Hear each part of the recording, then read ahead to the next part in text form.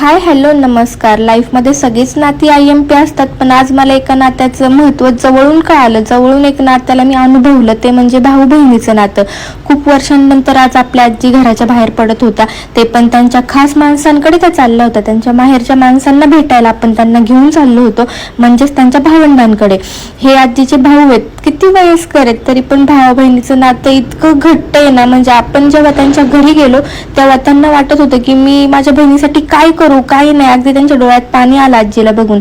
आणि ही सगळी आजीची माहेरची माणसं म्हणजे भाऊ भाऊजया, त्यांची नातवंड, सुना, त्यांची फॅमिली. ही ते भाऊ पण किती वयस्कर आहे. फायनली गाडीची पूजा केली, बाय बाय केलं. आजीला पण खूप छान वाटत होतं, भरून आलं होतं त्यांना पण. त्याच्यानंतर दुसऱ्या भावाकडे गेलो. आजीची फॅमिली खूप मोठी होती, पण आता काही आहेत काही नाही आहेत. जे जवळजवळ होते त्यांच्याकडे आपण आजीला घेऊन गेलो. हे आजीचे दुसरे भाऊ.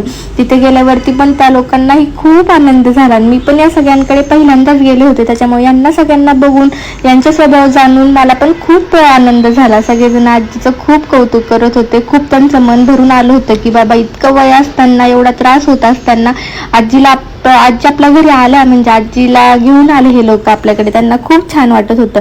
तिथे पण त्यांनी गाडीची पूजा वगैरे केली, आजीचं कौतुक केलं, गप्पा मारल्या, विचारपूस केली तब्येतीची वगैरे. त्यानंतर मग आता आपण घरी जायला निघालो. भाऊ बहिणीचं नातं आयुष्यात असावं.